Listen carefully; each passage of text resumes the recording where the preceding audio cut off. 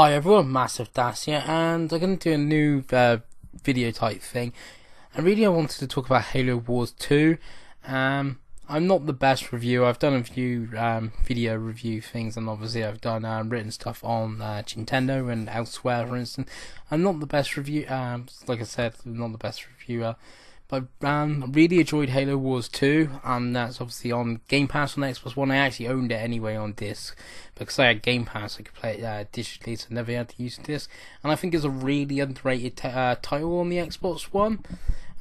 There's always stick about the Xbox One with its lack of exclusive, but this is like one that people I think really missed out on. It's got cross-play play with PC. Obviously, RTS on PC really good. And, personally, I didn't like Halo 4 or 5 much, the campaign. I really like the campaign on this, and I would say it's the best Halo I've played since Reach. So it's really worth checking out. But it got me thinking of other games I've played this month, so I really wanted to tell you what I've been playing this month and have a quick sort of, what I think of them. And that's so sticking on Xbox at the moment. I finished Panzer de Grün Auto, this original Xbox game, and played that through Xbox One. Has an X hands. I got a whole video series. You can watch the whole thing on here, so you can see me finishing and be really bad at the game, even on easy. Because actually, it is quite a hard game, even on easy.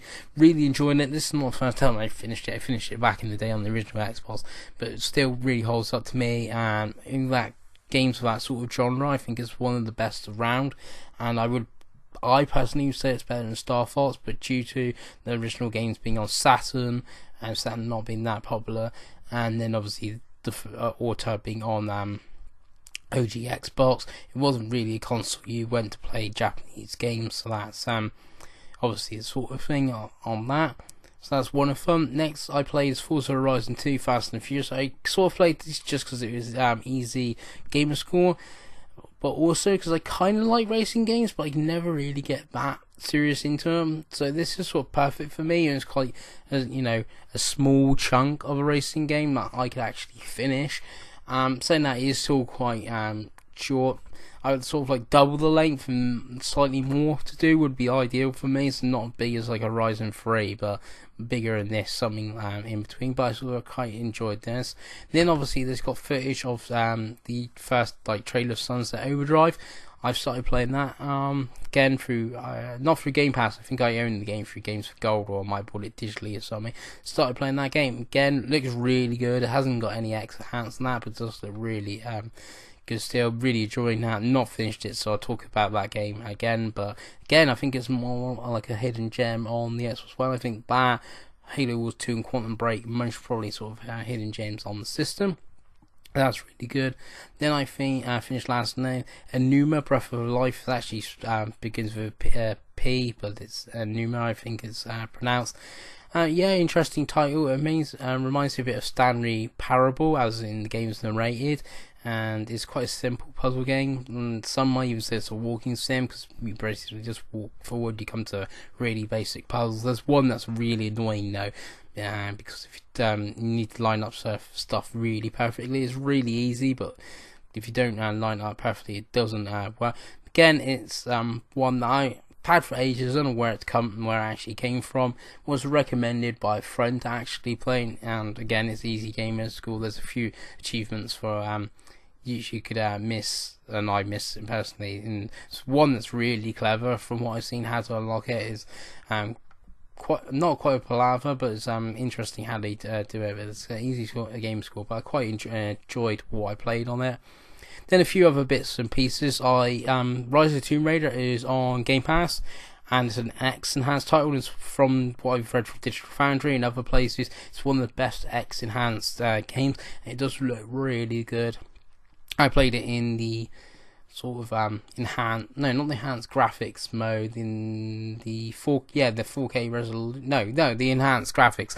There's one with enhanced graphics, 4K resolution, or better frame rating stuff like that. So I played enhanced graphics, and it's still 1880p or something like that. Looks really good. I played it previously, sync up my save with cloud, but basically I bought the single player DLC. Really enjoyed going back to that. Really excited for Shadow of Tomb Raider, and obviously with the X being out that game being development of the X, not going back in patch. I hope that's going to look really good. And then another bit of DLC. I played the second island thing of Super Lucky's Tale. I played the first one that went on Game Pass. I started playing Lucky's Tale. Thought it was really good. I want to give these guys some money, so I bought the first DLC. That went up the same. Really enjoyed that. I bought the second one. It's really hard.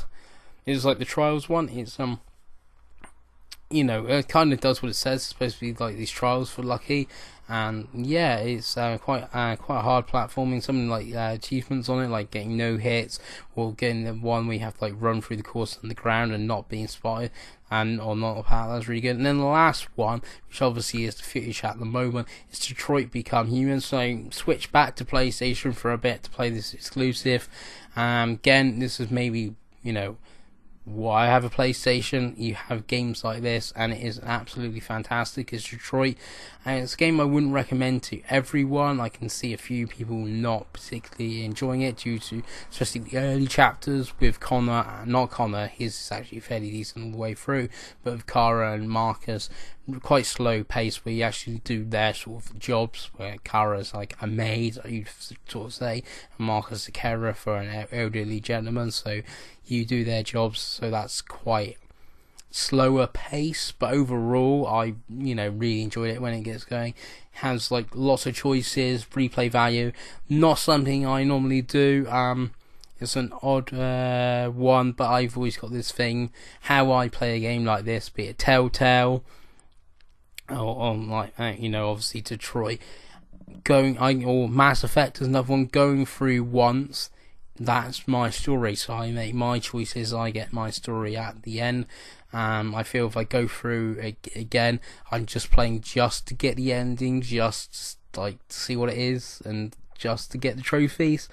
That sort of makes sense. I want to, it feels like the experience is slightly lessened if I, change it, the impact. But again, really good game.